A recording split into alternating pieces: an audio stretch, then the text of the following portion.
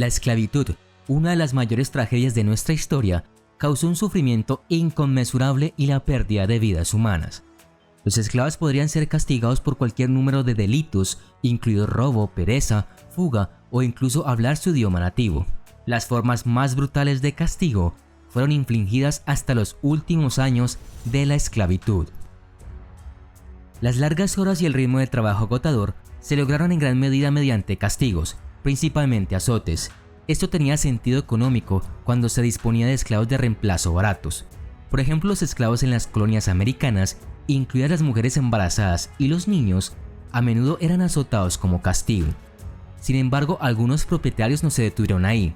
Cuando las heridas de sus esclavos comenzaron a sanar, estos dueños ordenaron que se abrieran las heridas y que se aplicaran productos como pimienta roja y trementina en ellas.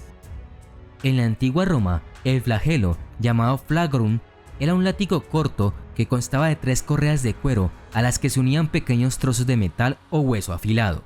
Por lo tanto, la flagelación podía quitar rápidamente la piel de un esclavo. Una variación de flagelo romano consistía en reemplazar el metal con ganchos que desgarraban el cuerpo de la víctima. Este era un castigo utilizado en el Imperio Romano. A los esclavos y criminales que recibieron esta sentencia se les obligó a usar ropa colorida que había sido empapada en una sustancia inflamable. Luego, mientras estaban parados en el centro de la arena, se habrían encendido. Sus gritos de dolor nos hubieran horrorizado, pero para los antiguos romanos, los gritos de muerte no eran solo entretenimiento, sino la prueba auditiva de una muerte bien merecida. Bajo Nerón, la muerte por fuego alcanzó nuevas cuotas de crueldad. Para los desdichados condenados por el fuego, Nerón les hizo vestir ropas de papiro sumergido en cera y resina. Las víctimas se convirtieron esencialmente en velas humanas y cuando se encendieron ardían intensamente. En las colonias americanas también se utilizó este castigo. Los esclavos estaban atados a una estaca o sobre un fuego. Algunos esclavos se desmayaban por la inhalación de humo antes de que el fuego comenzara a consumir sus cuerpos. Los esclavos eran hervidos en tinajas de azúcar como castigo en el Caribe, según registros del Museo Británico. El Caribe tuvo muchas plantaciones y campos de azúcar en los siglos XVIII, XIX y XX. En las plantaciones los africanos esclavizados eran la principal fuente de mano de obra y trabajaban las 24 horas del día plantando, cosechando y moliendo la caña de azúcar. La siembra y el procesamiento de la caña de azúcar era un procedimiento que requería mucho tiempo. Muchos africanos esclavizados perecieron como resultado de enfermedades, hambre y el cansancio, o como resultado de los esclavistas que intentaron dar una lección a otros. En este caso, un africano esclavizado se enfermó y no pudo trabajar en la plantación. Como el supervisor de la plantación deseaba una mayor productividad y ganancias para sus patrones, decidió arrojar a este joven a un caldero de azúcar hirviendo y sujetarlo con un palo para que el joven no se hundiera por completo y solo se ahogara por unos momentos. Lo sacó después de hervirlo en jugo de azúcar y lo azotó tan fuerte que el joven africano esclavizado necesitó 6 meses para recuperarse de las heridas y quemaduras en la piel. Cuando las personas esclavizadas intentaban huir después de ser capturadas por los traficantes de esclavos, se les colocaba este pesado collar de hierro para infligir castigo. Esto les impidió huir de nuevo, ya que los extremos puntiagudos evitan que el usuario se mueva hacia áreas con árboles o arbustos. Las 4 púas que sobresalían habrían hecho imposible que una persona que lo usara se acostara o se apoyara contra cualquier superficie. Los grilletes consistían en una barra de metal en forma de herradura que se colocaban alrededor de los tobillos. Estos grilletes estaban hechos de hierro macizo en bruto y eran muy pesados. Frotarían la piel causando que se rompiera, magullara y sangrara. La brida de regaño se usó por primera vez en Inglaterra y Escocia como castigo para las brujas durante el siglo XVI. Sin embargo, dado que la sociedad estaba dominada por hombres, algunos hombres comenzaron a usarlo en mujeres supuestamente problemáticas que molestaban o estaban perdiendo el control. La brida del regaño era un bozal de hierro en forma de jaula de metal que encerraba la cabeza humana. Cuando se usaba en cualquier persona, era imposible que el usuario hablara o comiera con él. Por lo general, la jaula contenía una mordaza de hierro para restringir y aplanar la lengua. Algunas bridas tenían púas e impedían los movimientos de la mandíbula cuando se usaban. Cualquier ligero movimiento de la boca estaba destinado a hacer que la brida perforara severamente la mandíbula y la boca del usuario. También se registró que se usaba comúnmente para controlar a los esclavos de Virginia a mediados del siglo XVIII. Escrava Anastasia es una santa popular brasileña que se dice que murió por usar un bozal de hierro punitivo. A menudo se esperaba que los esclavos trabajaran en condiciones físicas excepcionalmente difíciles, especialmente en los campos o en las plantaciones de algodón. Otros esclavos trabajaban en las casas de sus amos y se esperaba que estuvieran bien arreglados y limpios. De cualquier manera, tendría sentido proteger y mantener los cuerpos de los esclavos. Sin embargo, esto rara vez sucedió. Particularmente en los casos en que los esclavos se habían peleado entre sí o se habían resistido a sus dueños o capataces, era común que los dueños ordenaran la mutilación corporal. A veces implicaba cortar una oreja o cortar algún trozo de carne. Los ejemplos más severos incluyeron amputar miembros, sacar ojos o incluso castrar tanto a hombres como a mujeres. En muchos casos, las víctimas no recibieron tratamiento médico. Algunos murieron por infección, pérdida de sangre y otras complicaciones. En el Imperio Romano no se les mutilaba porque el esclavo perdía su valor y no podría trabajar. Era más común ser marcado en la frente con las letras FUR. A veces usaba el tatuaje en lugar de la marca como un medio para marcar permanentemente a un esclavo con el signo de su crimen. Muchos esclavos que trabajaban en condiciones menos exigentes físicamente, como en la casa o en un oficio especializado, podrían ser degradados a trabajar en los campos. Esto resultó en condiciones físicas más duras y a menudo un trato más violento por parte de los propietarios y supervisores. En los peores casos, los esclavos se vendían a precios bajos a propietarios que eran conocidos por tratar mal a sus esclavos o incluso matarlos por trabajar. En la antigua Roma, ser condenado a trabajar en una mina fue uno de los peores castigos. La mayoría de estas minas eran minas abiertas en lugar de minas de pozo profundo. La mayoría de los esclavos fueron enviados allí como castigo y en general su esperanza de vida era corta. El peor tipo de mina era una mina de cinabrio. El cinabrio se usa en la producción de mercurio, un metal requerido que podría usarse en la herrería.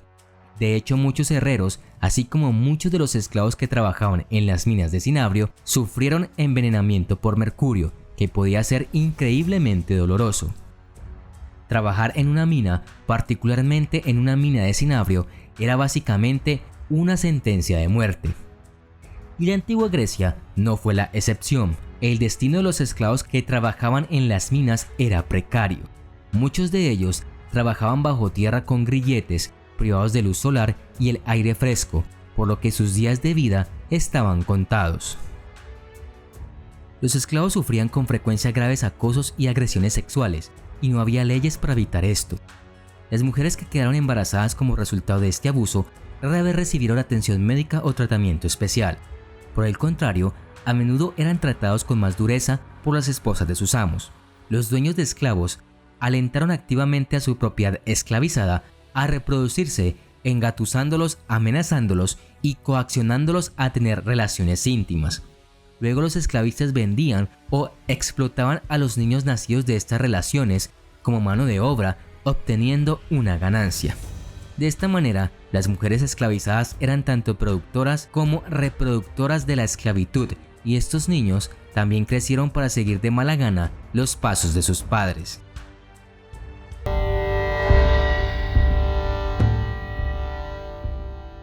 La antigua Grecia no tenía un código legal unificado. Cada una de las ciudades-estado griegas tenía sus propias leyes.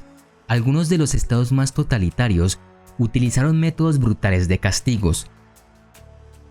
Si tenemos en cuenta los fuertes sentimientos de responsabilidad sobre el estado de los antiguos griegos y sus rituales, entendemos por qué la traición se caracterizó como el crimen más grave. Y si profundizamos en el hecho de que a todos los traidores no se les permitió ser enterrados después de su deshonrosa ejecución, entenderemos cuán grande y abrumador fue el castigo que se les impuso. Con la traición en la antigua Grecia, se ofendió la concepción moral más profunda de la prosperidad y la estabilidad del Estado. Por tanto, el traidor no tenía cabida en la vida ni en la muerte en esa sociedad.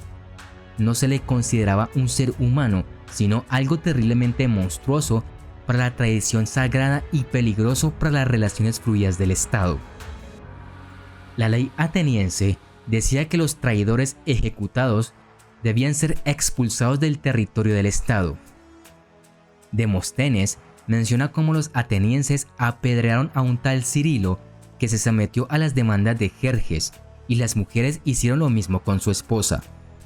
También se aprobó un decreto en el que los defensores de los traidores eran condenados, incluso si los traidores ya habían sido ejecutados. Así, los defensores de los traidores fueron equiparados a estos, ya que los habían justificado o no habían intentado cuestionar su acto. También fueron considerados peligrosos y dañinos para el bien común. En la antigua Grecia, alrededor del 560 a.C., la colonia costera de Acragas, la actual Sicilia, estaba controlada por un tirano poderoso pero cruel llamado Falaris. Gobernó una metrópoli rica y hermosa con puño de hierro. Se dice que un día, el escultor de la corte, Perilao, mostró su nueva creación a su maestro, una réplica de un toro en latón reluciente. Sin embargo, esta no era una simple estatua. El toro era un dispositivo con un concepto simple, pero una ejecución francamente diabólica. Estaba fijado con pipas y silbatos y construido sobre un fuego. Este toro era en realidad un dispositivo melódico de tortura. Cuando el fuego se avivaba lo suficiente, la víctima era introducida al toro, donde el calor de su cuerpo metálico lo asaba vivo. Las flautas convertían los gritos de los condenados en los bufidos y gruñidos de un toro. Los antiguos griegos percibían al toro como un símbolo de poder absoluto. Esto explica por qué criaturas como el Minotauro son tan comunes en la mitología griega. Algunos griegos creían en un dios con cabeza de toro llamado Moloch, que exigía sacrificios humanos. El toro de bronce o de Falaris podría tener su inspiración enraizada en esta antigua y brutal forma de adoración al toro. Según un decreto propuesto por Cánonos en una fecha imprecisa, se estipulaba que desde ese momento todo condenado especialmente por delitos políticos debía ser ejecutado por precipitación. Esto significaba ser arrojado a un pozo. En Atenas estaba situado probablemente en un suburbio al noreste de esta ciudad, en el cual en el fondo había toda variedad de clavos y elementos cortopunzantes. El condenado era llevado hasta allí encadenado de manos y pies para luego ser arrojado.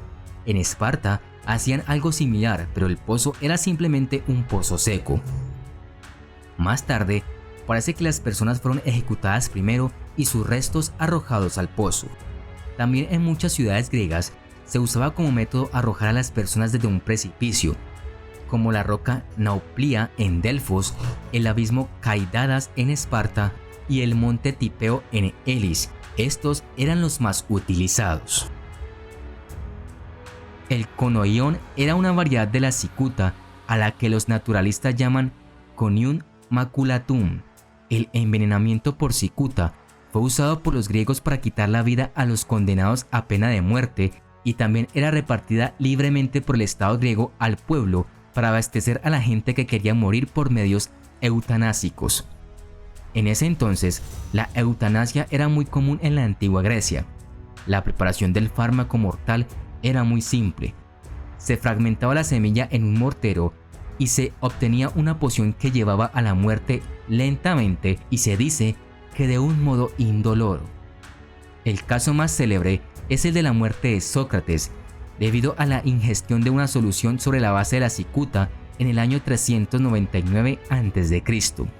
El personaje de Critón comenta que el encargado de suministrarle el veneno a Sócrates le había prescrito que hablase lo menos posible, pues en caso de acalorarse o agitarse, tendría que beber 2 o hasta 3 veces más. Este se puso a caminar lentamente por la estancia hasta el momento en que sintió que sus piernas se entumecieron. Posteriormente, la cicuta paralizaba todas las extremidades y detenía la circulación. El uso de la lapidación como método de ejecución tiene sus raíces en la antigua Grecia y en los textos religiosos judeocristianos, y se ha utilizado para castigar a los acusados de adulterio, asesinato y blasfemia. La lapidación es un método de pena capital mediante el cual un grupo arroja piedras a una persona hasta que muere. Ningún individuo del grupo puede identificarse como el que ejecuta al sujeto. Esto contrasta con el caso de un verdugo judicial. Más lento que otras formas de ejecución, este castigo estaba reservado para quienes cometían crímenes contra familiares, parricidio o matricidio. Sin embargo, en la antigua Grecia no se trataba de una pena ciudadana. Los condenados a la lapidación eran llevados por los jueces y magistrados fuera de la ciudad. Cada uno de ellos llevaría una piedra y lo ejecutarían, dejando posteriormente su cuerpo insepulto, y así purificarían todo el estado. Los antiguos griegos utilizaban un método de castigo similar a la crucifixión, pero en esta no se derramaba sangre. El castigo consistía en que se sujetaba al condenado a una tabla con collares de hierro alrededor de las muñecas, los tobillos y el cuello. En ocasiones, se dejaba a la persona atada a esta tabla días hasta que fallecía de inanición. El ostracismo era un aspecto único de la vida política en Atenas. El concepto es simple. Los atenienses podrían convocar una votación cada año para evaluar el desempeño de sus políticos. Si se percibiera a alguien como una amenaza a los principios democráticos sobre los que se encontraba Atenas, esto quedaría claro en la votación. Unos meses después, la asamblea se reuniría nuevamente. Cada ciudadano votaría por quién debería ser condenado al ostracismo, garabateando el nombre de su elección en una pieza de cerámica rota. El hombre que obtenía más votos sería exiliado de Atenas por 10 años. Desafortunadamente, este sistema estaba abierto al abuso. Un político lo suficientemente astuto sería completamente capaz de usar un voto de ostracismo como arma para eliminar a un rival, siempre que ese rival estuviera en una posición más débil. Por otro lado, el exilio se aplicaba comúnmente a ciudadanos con delitos graves contra otros ciudadanos. El condenado perdía todos sus derechos, ciudadanía y sus bienes eran confiscados, además de que debía salir inmediatamente de la ciudad de por vida.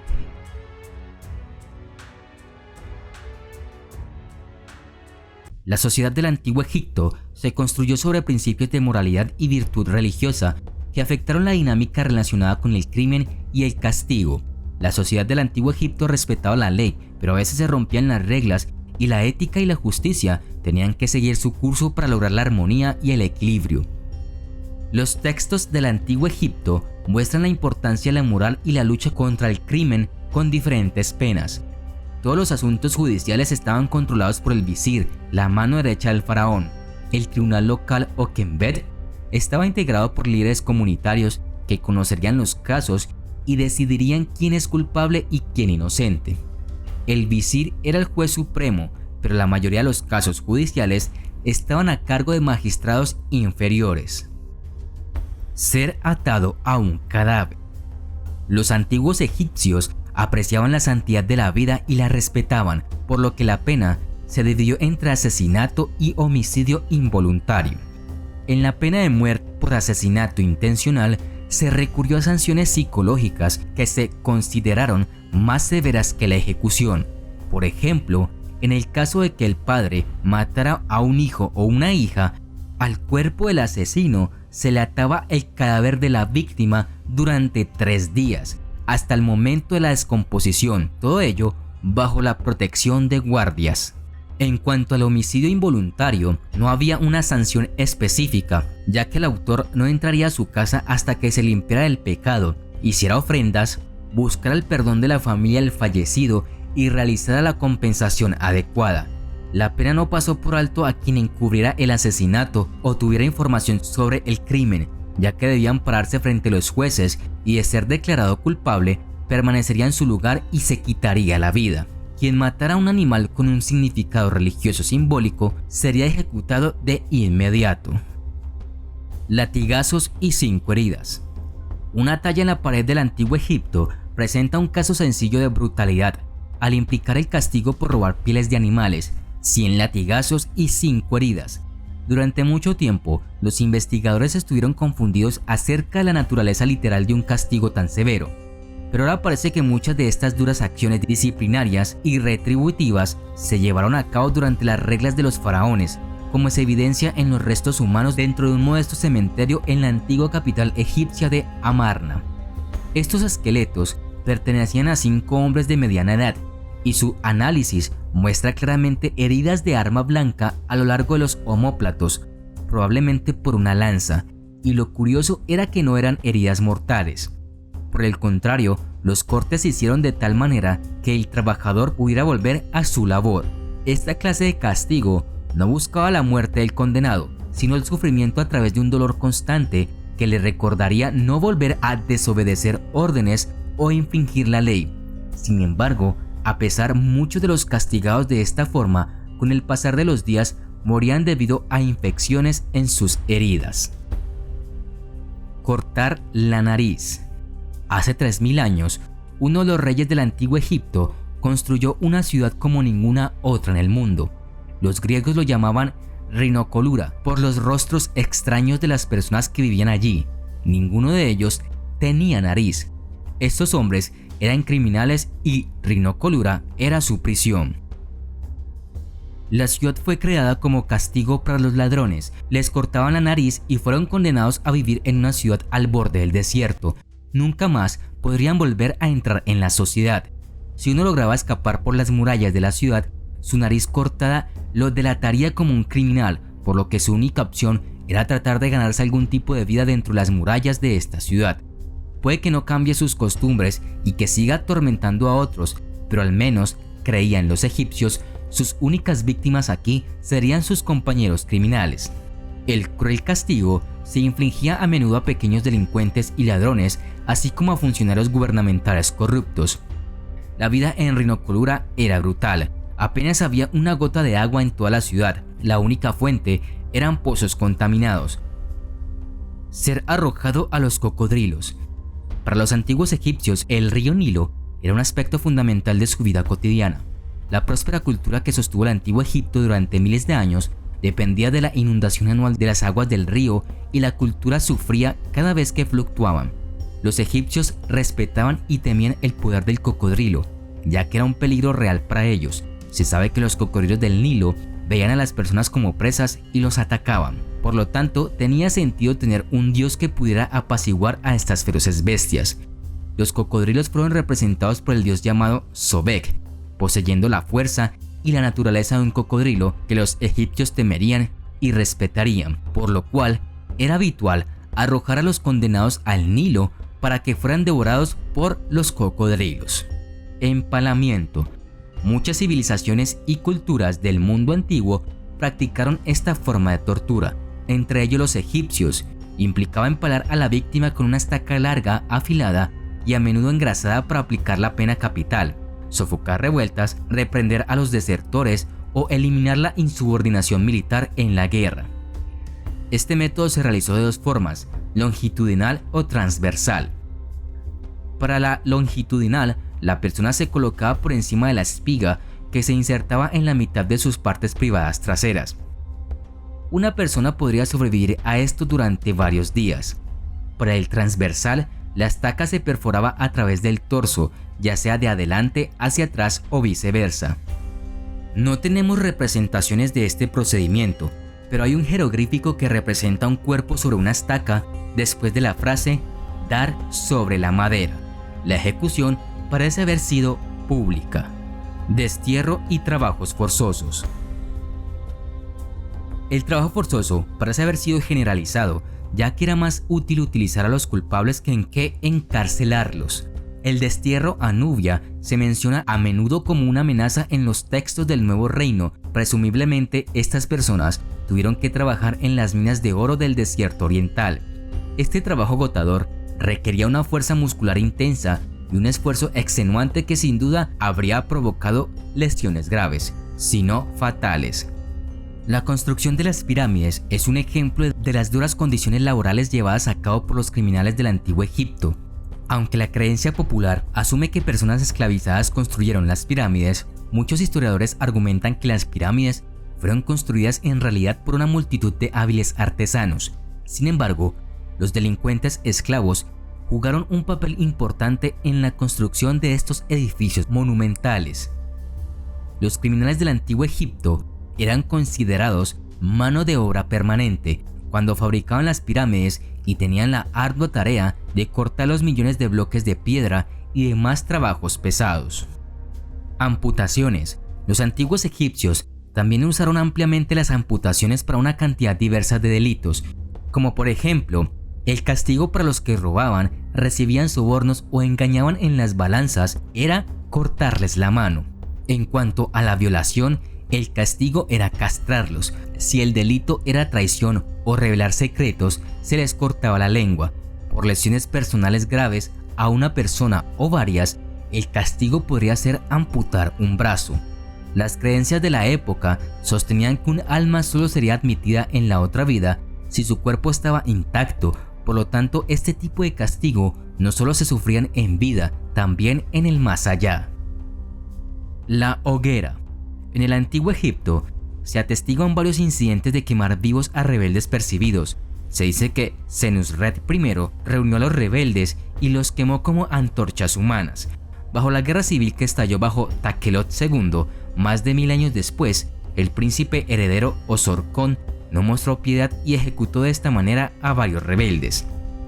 En los libros de estatutos, al menos las mujeres que cometían adulterio podrían ser ejecutadas de esta manera. Los egipcios creían que sin un cuerpo físico uno no podría entrar al más allá.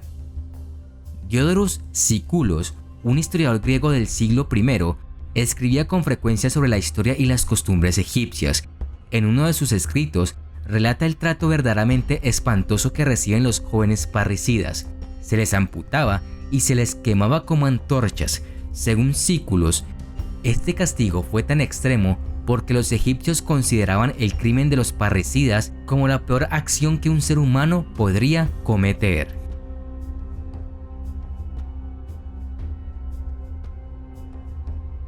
Durante la dinastía Tang, los peores crímenes se llamaron las 10 abominaciones.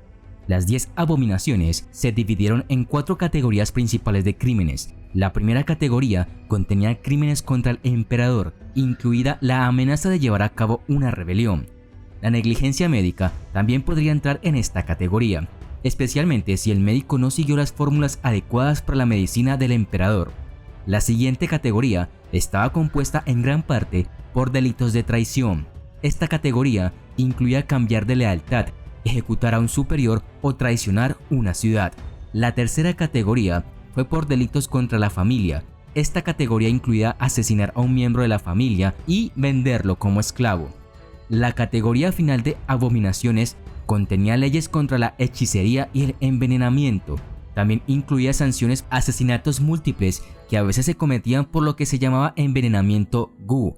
El veneno Gu era una mezcla que se hacía con 100 pies venenosos, escorpiones, arañas, serpientes y sapos en una olla. Luego se le daba a la víctima o víctimas en su comida o bebida, destruyendo sus órganos y provocando que vomitaran sangre. La ley Tang dictaba claramente 5 tipos diferentes de castigo. Tatuar la cara. El tatuaje penal en la antigua China se usaba para marcar a los delincuentes. Estos se les tatuaba en la parte superior de las mejillas. Además debían llevar un pañuelo negro alrededor de la cabeza para dar a entender que eran esclavos condenados. A los delincuentes se les tatuaba por ejemplo el carácter Jie, ladrón, en la cara. Se les rapaba el pelo y se les colocaba un anillo de hierro alrededor del cuello. Cortar la nariz. A menudo se aplicó durante el periodo Zhou occidental y el uso aumentó con el tiempo. Durante los estados en guerra y los periodos Qin era una pena común para los oficiales y soldados, por ejemplo, si estos últimos no podían conquistar una ciudad sitiada. En ocasiones el castigo de cortar la nariz se combinaba con otras flagelaciones. Todo este proceso se realizaba con un simple cuchillo.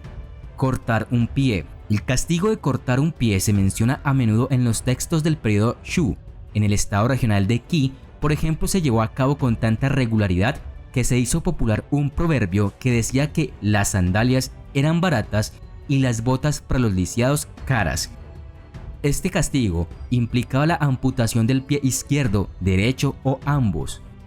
Otras fuentes afirman que este castigo implicó la extracción de la rótula. Castración. Fue el castigo más pesado en la antigua China justo después de la pena de muerte. se aplicó a hombres y ocasionalmente también a mujeres. El comportamiento indecente de cualquier forma era originalmente el delito que se castigaba con la castración. Posteriormente, la rebelión fue la principal falta para aplicar este castigo. A menudo se combinaba con la responsabilidad colectiva y familias enteras eran castradas. Sobre la castración femenina hay dos teorías. Uno explica la palabra yobi, literalmente recinto oculto, lo que significa que las mujeres fueron sometidas a una especie de arresto domiciliario, probablemente como un castigo por lascivia. Otra interpretación lo ve como una extracción cruel de los intestinos o golpear el útero para dañar los ovarios o coser la vulva. Pena de muerte. Los métodos para llevar a la muerte a los delincuentes eran diversos. En la antigüedad se asaban en un pilar ardiente, se destrozaban con carros, se desmembraban y exhibían públicamente y demás. Aparte de estas formas de llevar a los delincuentes a la muerte, también había otros medios irregulares utilizados principalmente para rebeldes, traidores y usurpadores, como desollar, ahogar, golpear o azotar hasta la muerte. La mutilación del cadáver era una expresión de deshonra a una persona y a sus descendientes y familiares, ya que los restos no podían ser enterrados de manera digna y adecuada. Estos son algunos otros castigos utilizados fuera de la ley Tang. Muerte por 1000 cortadas. Para los principales delitos, el castigo máximo era muerte por 1000 cortes o muerte por rebanado lento. Este espantoso castigo siguió un orden prescrito que comenzaba con el desollado de trozos de piel, músculos y luego la extracción de partes del cuerpo para maximizar el dolor, pero mantener los órganos vitales en funcionamiento.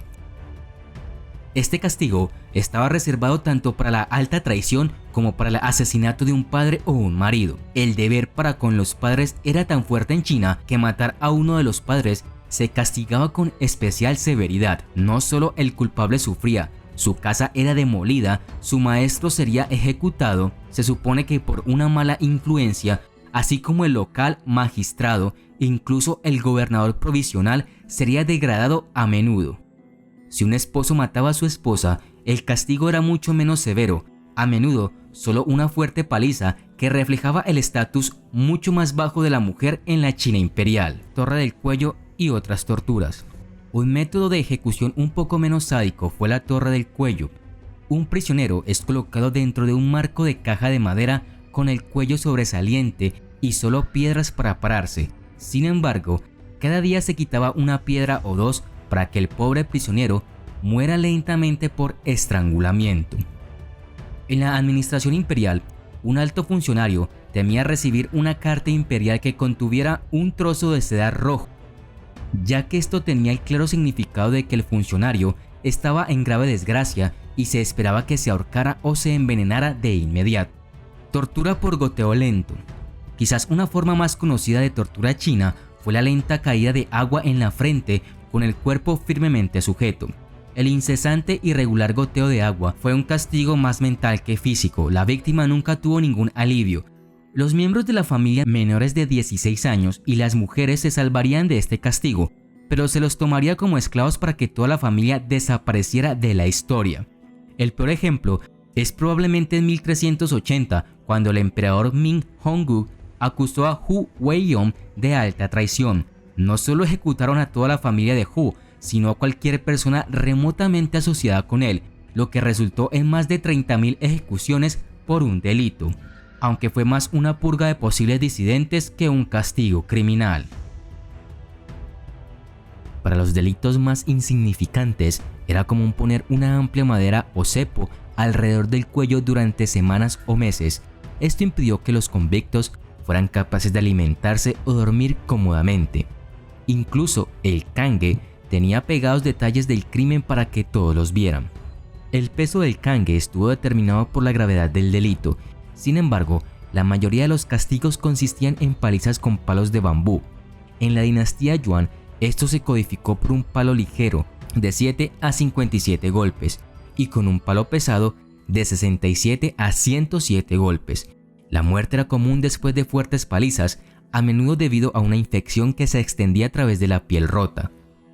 Normalmente se pagaría un soborno apropiado para reducir la fuerza de las palizas e incluso existía una escala oficial de cargos que permitiría a los prisioneros más ricos escapar por completo del castigo.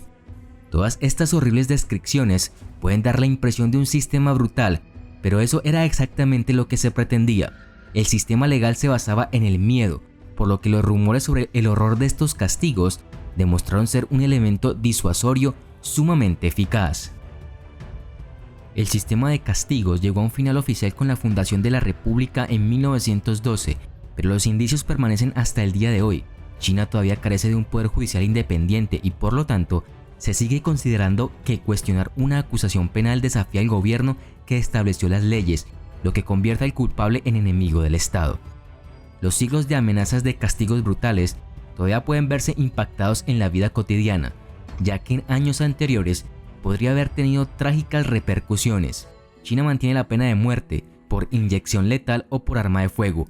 Aunque el número ejecutado es un secreto de Estado, las organizaciones estiman que se ejecutan miles cada año, más que el resto del mundo en conjunto. Los delitos con este castigo pueden ser casi cualquier cosa que se considere subversiva, desde piratería informática hasta incendio premeditado y malversación de fondos.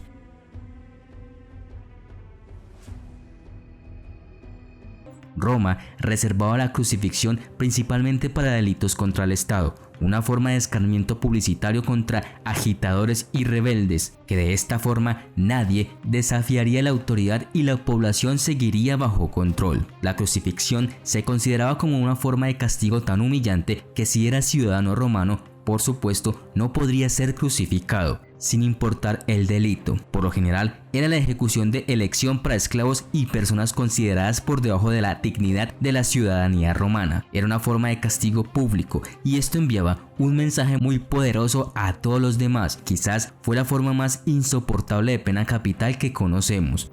Poena culei. Esta forma de castigo estuvo vigente durante siglos para finiquitar a los parricidas, esos malvados sujetos que atentan contra la vida de sus progenitores. El parricidio era un crimen tan horripilante que se pensaba que nadie podría cometer algo tan perverso, por lo que ni siquiera había legislación al respecto. El castigo consistía en lanzar al condenado desnudo al mar o a un río metido en un saco de cuero con una víbora, de la que se creía que era un animal parricida, un mono, la caricatura del hombre, un gallo y un perro, y luego cosidos en el interior de un culeum. Al reo se le cubría la cabeza con un gorro de piel de lobo y se calzaba con zapatos hechos de madera para que no pudiera defenderse. El camino desde la ciudad al río o al océano podía durar minutos o incluso horas. Estar atrapado con animales desesperados por huir era un auténtico suplicio para el condenado y para los animales también. Se daba este castigo por la creencia de que el agua tenía una cualidad purificadora, además de que el parricida había que privarle de una sepultura digna. Los animales desempeñaban una doble tarea: por un lado, molestar al reo mientras estuviera vivo, y después fundir sus restos hasta que fuera imposible distinguir al animal del hombre. Decimación. Este castigo solo era aplicado en las legiones romanas, cuando compañías enteras se retiraban ante el enemigo y abandonaban su puesto por cobardía. En lugar de castigarlos a todos, se empleaba otro recurso más terrorífico. Este castigo implicaba dividir una cohorte romana entera, aproximadamente 480 soldados, para la pena capital por lotería. La cohorte condenada a ser diezmada se dividía en grupos de 10. Cada hombre tenía que sacar un objeto. Esto podría haber sido pajas o piedras blancas o negras. El soldado con la piedra negra sería así ejecutado por sus compañeros de armas restantes, ya sea por lapidación o golpes. Después de que una cohorte era literalmente diezmada, los comandantes ordenaban que los soldados delincuentes restantes fueran alimentados con cebada en lugar de trigo y forzados a hacer cuartos fuera de los muros del campamento del ejército. Debido a que el castigo era estrictamente por sorteo, todos los soldados en una cohorte eran potencialmente responsables de la ejecución, independientemente de la culpa real, rango, inocencia o registro de servicio. Aunque la decimación se usó en pequeñas medidas y solo bajo circunstancias extremas, se desconoce cuán frecuente y común fue realmente la práctica. Damnatio ad bestias. damnatio a bestias, en latín condena a las bestias, era una forma de pena capital romana en la que las personas condenadas eran devoradas por animales salvajes en la arena. A diferencia de los bestiarios, que eran capaces de defenderse hasta cierto punto, los condenados por damnatio ad bestias estaban indefensos, atados o armados con solo un arma de madera. Esta forma de castigo, que llegó por primera vez a la antigua Roma alrededor del siglo II a.C., se consideraba un tipo de deporte de sangre llamado bestiari y formaron parte de los juegos inaugurales del Coliseo en el año 80 después de Cristo. Entre los siglos I y III después de Cristo, esta pena también se aplicó a los peores criminales, esclavos, fugitivos y cristianos.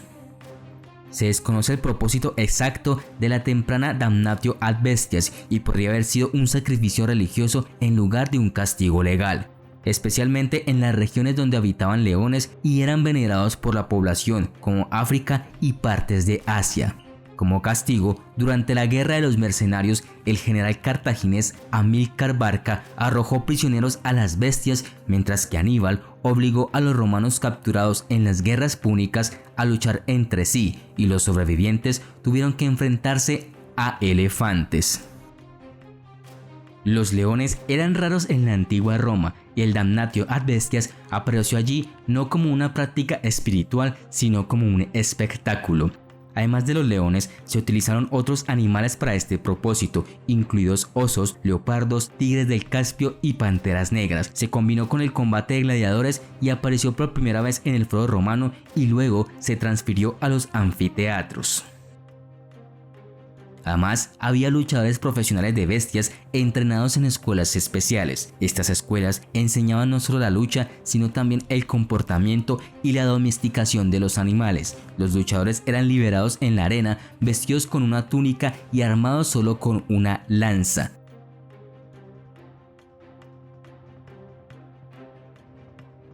Enterrados vivos. Este era un castigo exclusivo de las vírgenes vestales que rompían sus votos de castidad. Como su nombre lo indica, la virginidad era parte integral de su identidad. Si bien el sexo extramarital estaba mal visto en Roma, aquellos que lo practicaban solían enfrentar un destino no peor que la confiscación de bienes. Para las vírgenes vestales, sin embargo, era un asunto mucho más serio. Fueron consideradas hijas del Estado y tener relaciones con cualquiera era equivalente a traición. El castigo original, supuestamente, era azotar o lapidar a la parte culpable, pero Tarquinius Priscus, el quinto rey de Roma, ideó un castigo aún más cruel. A nadie se le permitía derramar la sangre de una virgen vestal, por lo que para resolver este problema se decidió que una virgen vestal culpable debía ser enterrada viva.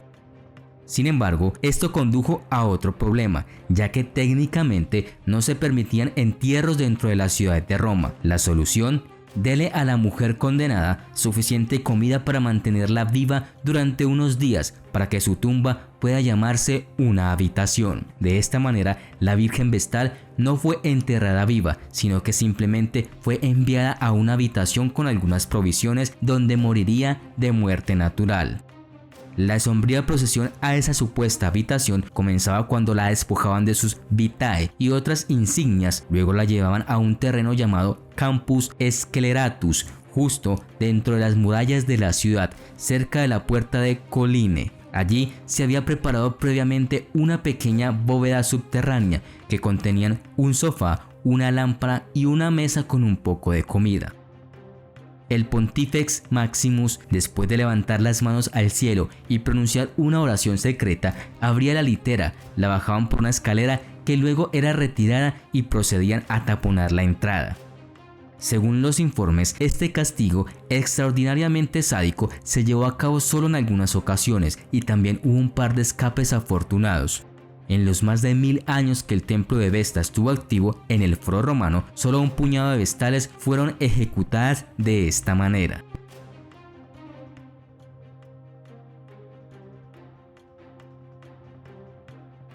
El sentido de la justicia de los vikingos podría ser sangriento, tenían un sistema de justicia y honor complicado. Los castigos podían ser severos, pero el sistema legal vikingo se basaba en una asamblea legislativa y un tribunal, el Ting. El Ting tomaba decisiones políticas, legislaba y juzgaba casos en las comunidades. Hoy, 6 de los peores castigos vikingos. El destierro. En lugar de arrestar y ejecutar a una persona declarada culpable, los nórdicos lo declaraban fuera de la ley. Esto significaba que, como el término implica, estaba fuera de la ley, ya no tenía derechos, todos sus bienes eran confiscados y cualquiera podía legalmente perseguirlos y ejecutarlos. La única forma en que un desterrado podía revocar este temido estatus era pagar una gran suma de dinero a los funcionarios políticos. Al final de la era vikinga y al comienzo del periodo medieval, estas multas eran una fuente importante de ingresos para ellos. En Islandia y probablemente en todo el mundo nórdico había 2 tipos o niveles. El primero era la prohibición total, significaba que el forajido perdía su derecho a vivir como miembro pleno de la sociedad por el resto de su vida. La proscripción total también se llama Skogvarg, una palabra que literalmente significaba ir al bosque. El proscrito total en sí mismo se llamaba Skogmang, hombre del bosque. Esto se refería al hecho de que estas personas, para escapar de las armas de sus ex compañeros descontentos, generalmente huían a áreas silvestres deshabitadas o abandonaban el país por completo. Pero también había una ilegalidad menor, lo que significaba que este periodo de destierro se limitaba a 3 años en lugar del resto de la vida del delincuente. Aparte de las obvias dificultades físicas que conlleva ser un desterrado, es difícil exagerar lo devastador emocionalmente que debe haber sido. Sin embargo, algunos de los protagonistas más famosos de algunas sagas, como Egil Skallagrímson o Erik el Rojo, eran desterrados. La proscripción de Erik el Rojo fue el catalizador de sus intrépidos viajes, que incluyeron la confirmación de la existencia de Groenlandia y el establecimiento del primer asentamiento nórdico allí. Carne colgada. La carne colgada proviene de la saga Ravnkels Freysgoda. Esta saga cubre las luchas entre nobles y agricultores en el este de Islandia en el siglo X. En esta saga en particular, el protagonista de la saga, Ragnar, es desterrado en cierto punto de la historia. De esta manera, se convirtió en un proscrito y el castigo por esto fue que se confiscaran todas sus propiedades. Sin embargo, aparentemente Ragnar era un hombre muy poderoso, y sin la ayuda de ningún tipo de fuerza policial, la recolección de todos sus bienes tuvo que hacerse en circunstancias muy diferentes. Al parecer, un grupo de hombres irrumpió en su aldea y lo capturó. Todos los miembros de su grupo, en total 8 hombres, también fueron capturados. Todos los hombres tenían las manos atadas a la espalda. El grupo que había capturado a los hombres irrumpió en un almacén cercano y tomó algunas cuerdas. Luego, decidieron sacar su cuchillo y perforar los talones de los hombres detrás de los tendones, para posteriormente introducir las cuerdas a través de estos agujeros. Finalmente, arrojaron las cuerdas sobre la viga de la casa de Ragnar y ataron a todos los hombres juntos, suspendidos en el aire, dejándolos por varias horas allí como carne de animal colgada. Curiosamente, esto en realidad no mató a Ragnar, solo se usó para someterlo mientras se tomaba su propiedad. Luego fue liberado para vivir en la pobreza.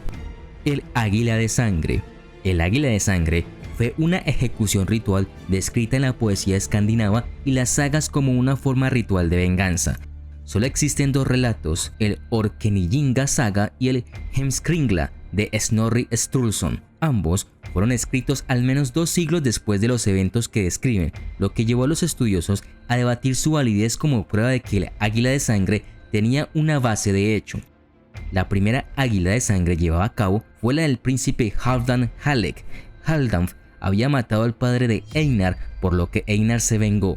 La víctima se arrodillaba de espaldas al verdugo, quien le separaría las costillas de la columna con un hacha.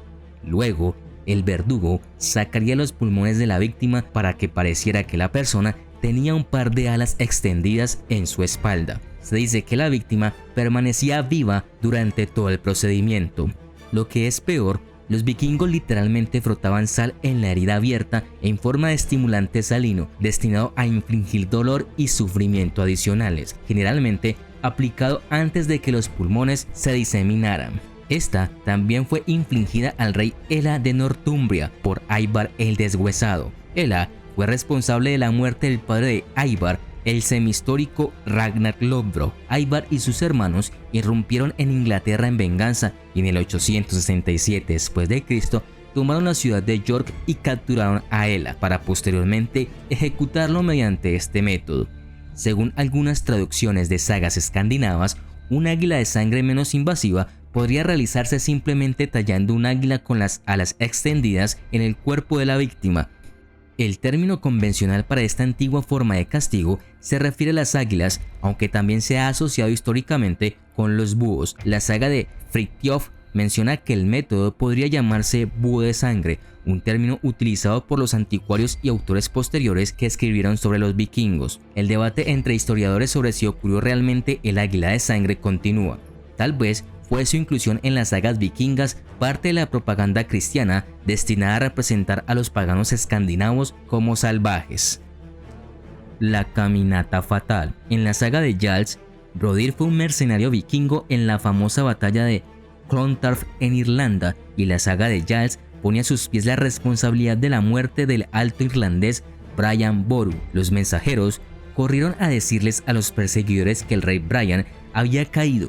Ulf Raeda lo llevó hasta un roble y procedió a cortar el abdomen de la víctima para después extraer un trozo de intestino. Luego sujetarían los intestinos de la víctima a un roble mientras éste caminaba alrededor de él lentamente. Eventualmente, la totalidad del tracto intestinal de la víctima envolvería el árbol. Se sabía que la muerte era inminente y provocaba un dolor insoportable.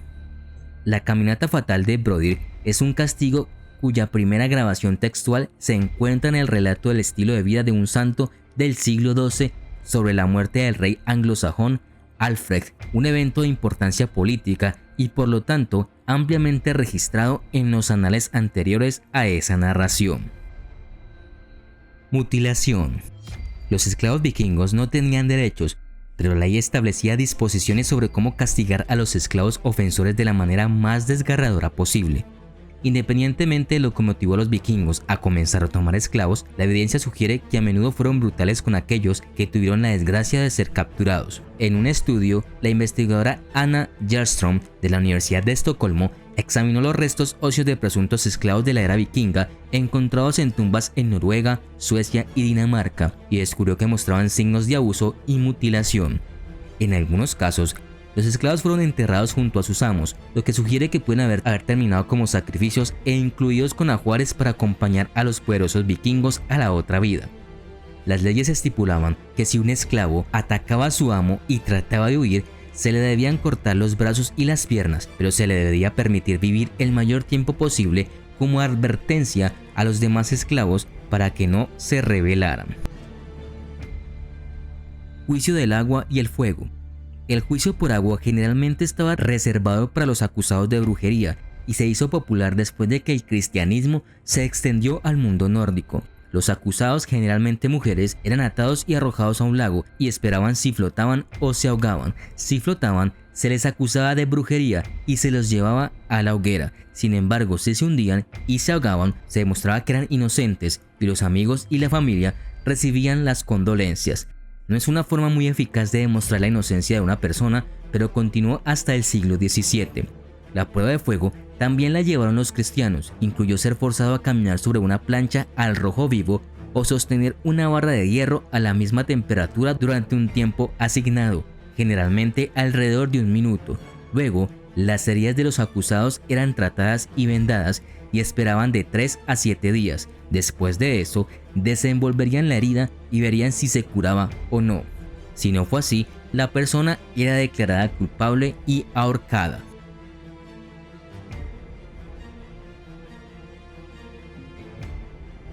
En el siglo XIII, los mongoles surgieron de su aislada patria y formaron uno de los imperios más grandes que el mundo haya conocido.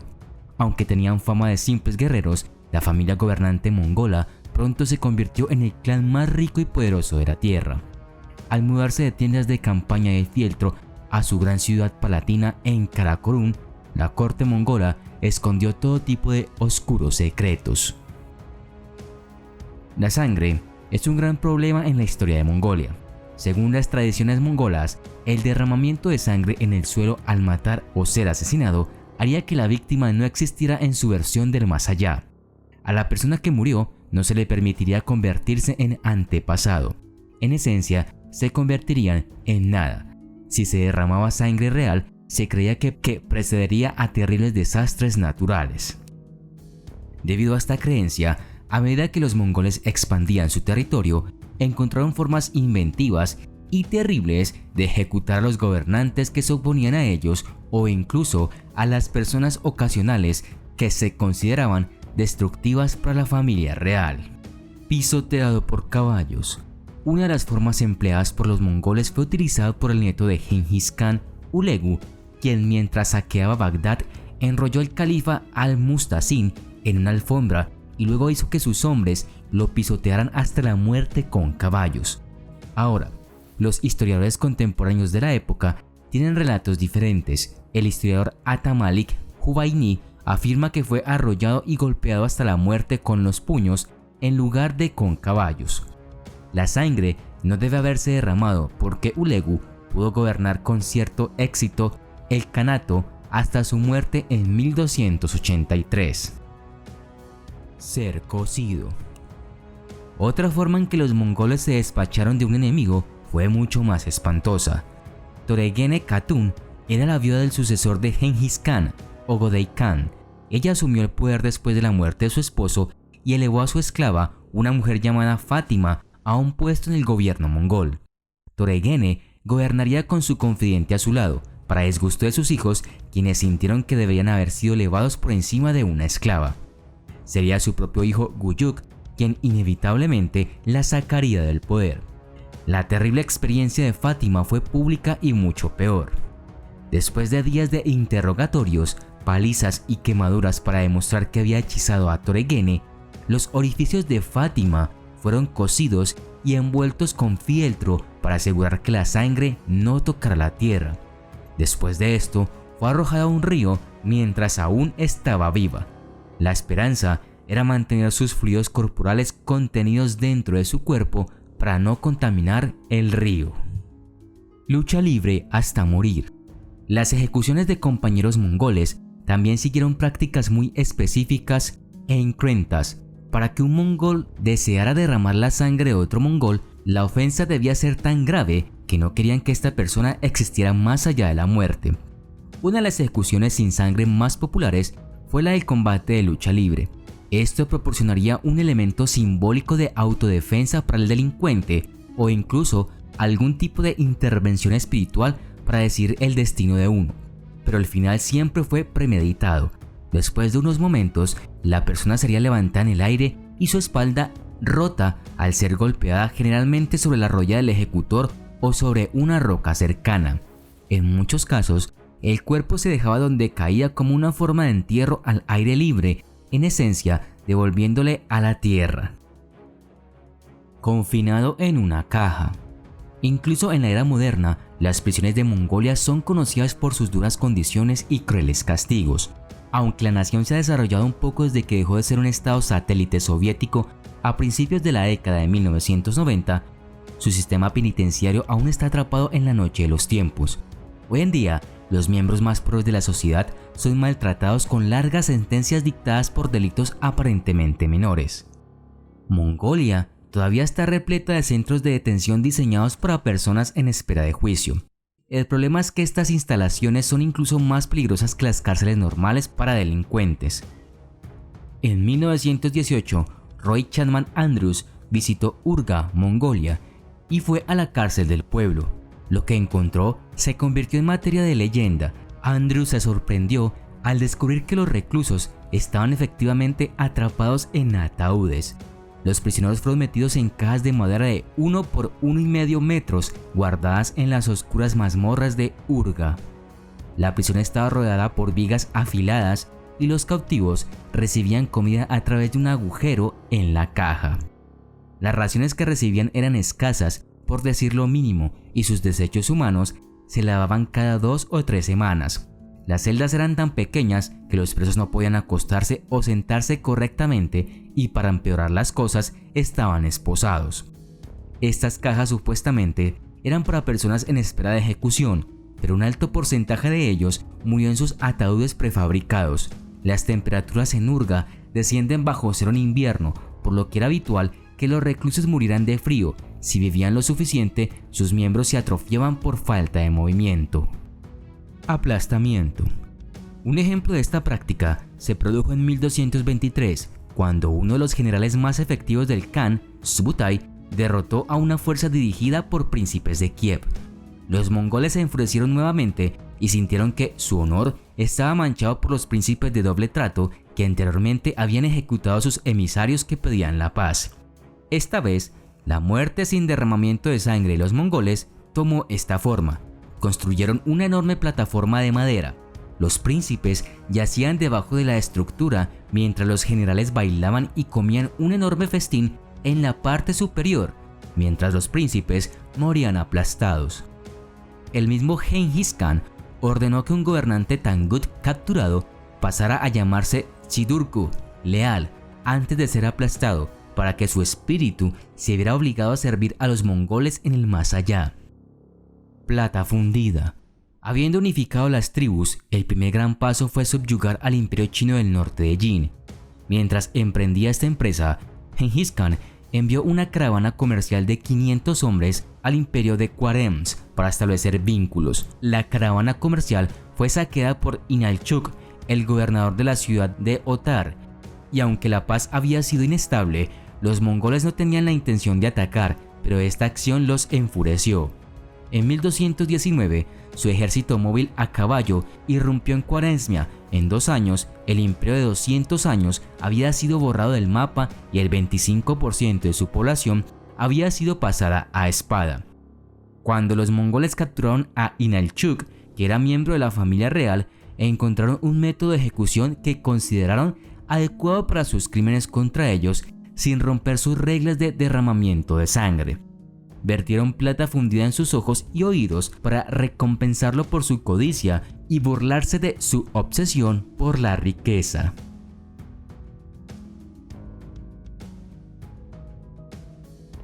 Desde la coronación de Enrique VII en 1485 hasta la muerte de Isabel I en 1603, los reyes y reinas de la casa de Tudor gobernaron Inglaterra con ambición, celo religioso y brutalidad. Fue también una época de política manchada de sangre y persecución religiosa. Sin embargo, los herejes, las esposas reales y los desafortunados cortesanos no fueron las únicas víctimas de los malvados caprichos de los monarcas Tudor. Muchas personas comunes también fueron ejecutadas en nombre de la justicia. Se ha estimado que hasta 72.000 personas en total fueron ejecutadas solo bajo Enrique VIII, incluidos algunos nuevos métodos de ejecución ideados por el propio rey Enrique VIII. No había fuerza policial en la época de los Tudor. El rey o la reina nombraría a los nobles para que fueran jueces de paz, quienes eran responsables de asegurarse de que las leyes se cumplieran en su parte del país. El tipo de castigo dependía del crimen, sin embargo, generalmente era duro, cruel, humillante y se llevaba a cabo en público. Se animaba a ver los castigos e incluso se consideraba una forma de entretenimiento. Esta sanción estaba reservada para aquellos que se negaban a presentar alegaciones ante los tribunales. El preso se tendía en el suelo de un pequeño cuarto oscuro de la prisión, se le colocaba una tabla encima y luego se le añadían pesas gradualmente. Por lo general, tenía la intención de actuar como coerción. El acusado sería presionado para que se declarara culpable. En algunos casos, fue una clara sentencia de muerte en lugar de un intento de inducir una declaración de culpabilidad, como en el caso de Margaret Clitheroe, quien fue sentenciada a muerte por presión, con su propia puerta de entrada colocada encima de ella y los pesos añadidos. Estaba muerta después de 15 minutos. Para este castigo bárbaro, el método es simple: tomar a un delincuente desafortunado, echarlo en un caldero de agua, aceite, sebo o plomo fundido mientras está vivo y llevarlo a ebullición hasta que muera. La ley de poisoning de 1531 de Enrique VIII convirtió este método de ejecución en la forma prescrita de pena capital, reservado específicamente para los envenenadores. Enrique instituyó esto después de que el cocinero Richard Roos matara a 2 personas echándoles veneno en la papilla.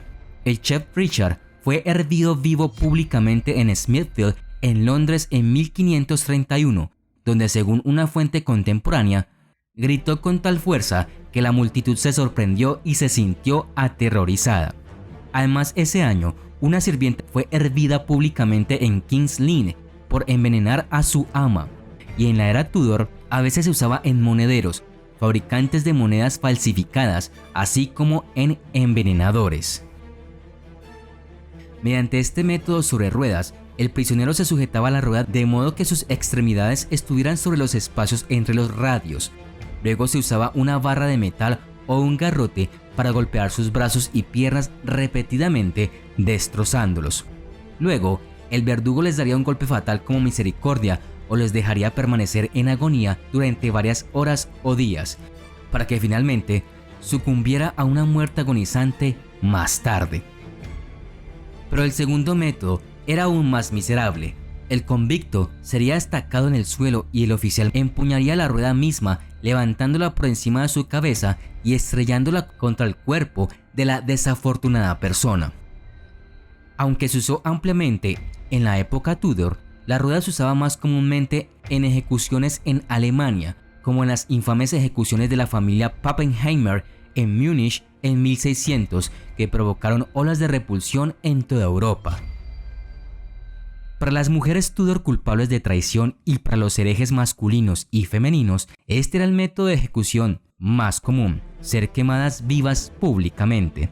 Ser quemado en la hoguera por el delito de herejía fue codificado legalmente en Inglaterra en 1401 y la última quema de disidentes fue en 1612.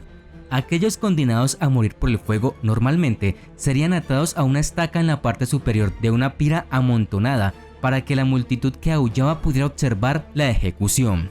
El clérigo predicaba sermones mientras las llamas subían por los pies de los condenados y sus toses se convertían en gritos. De vez en cuando, crueles verdugos mojaban la madera para que ardiera más lentamente. Algunos condenados a la hoguera tenían la suerte de ser estrangulados primero, mientras que otros también tuvieron la suerte de morir por inhalación de humo antes de quemarse vivos.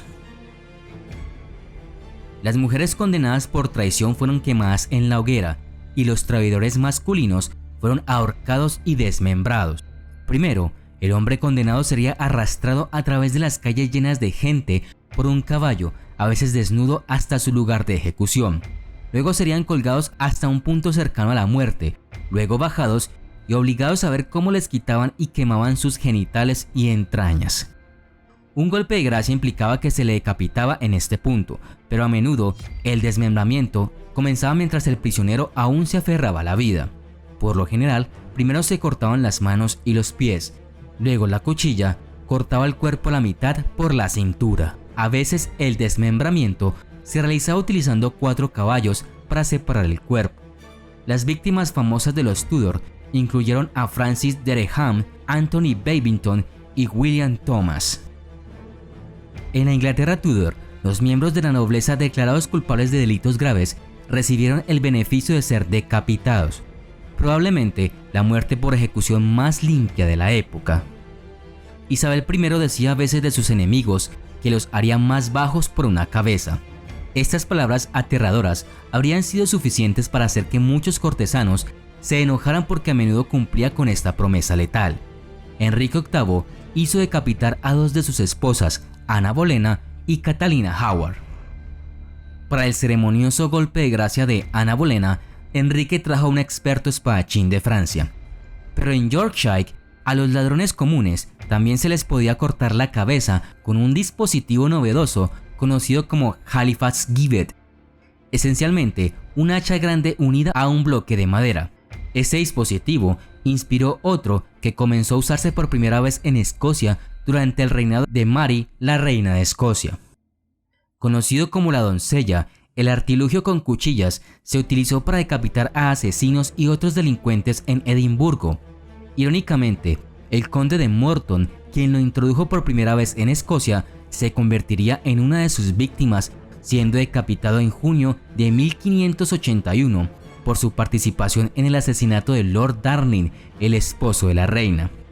Las cabezas cortadas normalmente terminarían en el puente de Londres u otros lugares destacados. Para los delitos comunes, los delincuentes comunes generalmente se eliminaban mediante la horca. Los delitos por los que podría ser colgado en el siglo XVI incluían asesinato, violación, incendio provocado, brujería, robo de artículos por valor de más de un chelín. De hecho, en promedio durante el reinado de Isabel, las 3/4 partes de los enviados a la horca fueron por robo. Había muchos ladrones y carteristas en la época de los Tudor, especialmente en Londres. En ese momento, la gente guardaba su dinero en una bolsa atada a un cinturón con una cuerda. Si te atrapaban robando y tenías suerte, solo te cortaban una mano. También sería marcado con una T en la frente para mostrar a los demás que era un ladrón. Algunas personas intentaban hacerse pasar por enfermas o discapacitadas para poder mendigar. Sin embargo, si te sorprendían mendigando cuando se suponía que no debías hacerlo, podrías ser condenado a muerte en la horca.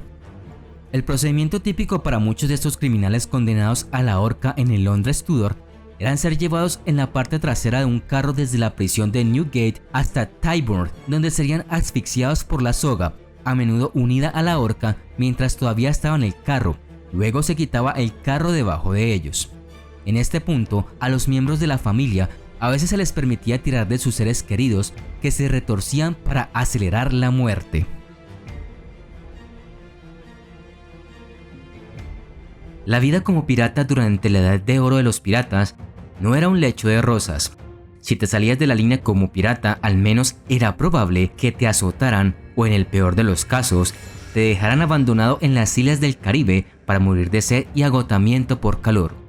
Aunque los piratas eran democráticos en cuanto a la forma en que se manejaba el barco y cómo se dividía el botín, los castigos a los piratas aseguraban que hubiera una fuerte pena por traición e insubordinación.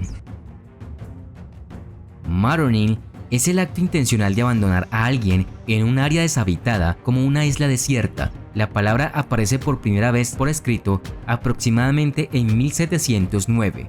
La práctica era una sanción para los tripulantes o para los capitanes a manos de una tripulación en casos de motín. Generalmente, un hombre abandonado se dejaba en una isla desierta que era a menudo no más que un banco de arena durante la marea baja.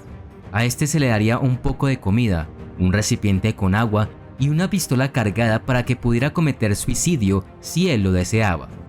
El resultado del abandono solía ser fatal, pero William Greenaway y algunos hombres leales a él sobrevivieron al abandono, al igual que el capitán pirata Edward England. Los principales practicantes del abandono fueron los piratas de los siglos XVII y XVIII. Los artículos piratas de los capitanes Bartolomeo Roberts y John Phillips especifican el abandono como un castigo por engañar a los compañeros piratas u otros delitos. Entre mediados del siglo XVII y mediados del siglo XIX, uno de los peores castigos que podría recibir un marinero era el arrastre de quilla. Este método de castigo era el más temido por todos los piratas y marineros en el mar. La suposición común es que el izado de la quilla equivalía a una sentencia de muerte por tortura extrema o mínimamente un trauma físico que pudiera mutilar permanentemente. Las víctimas, a menudo con pesas de plomo aseguradas a sus piernas, fueron atadas a una cuerda que colgaba del brazo del mástil del barco. Posteriormente, la cuerda y el desafortunado sujeto eran arrojados al mar y arrastrados bajo la quilla del barco por un lado y luego subidos por el otro lado hasta la borda correspondiente. El pirata tendría que contener la respiración bajo el agua y esperar que sus compañeros de tripulación lo sacaran lo más rápido posible. El casco del barco generalmente estaba cubierto de percebes y otros crecimientos marinos, y por lo tanto el arrastre de la quilla generalmente daría como resultado graves laceraciones, de las cuales la víctima podría sufrir más tarde una infección y cicatrices. También existía riesgo de traumatismo cráneoencefálico al chocar contra el casco o la quilla, especialmente si el barco estaba en movimiento. En los momentos en que las secciones submarinas del casco no estaban cubiertas de vida marina, si el barco era nuevo o se limpió recientemente, el arrastre de quilla se realizaba desde la parte delantera hasta la trasera del barco. Además, si navegaba por aguas infestadas de tiburones, existía el riesgo de que la víctima sufriera un ataque de tiburón fatal. No era de extrañar que este tortuoso método de castigo pudiera infundir miedo en los corazones incluso de los piratas más empedernidos. El gato de 9 colas.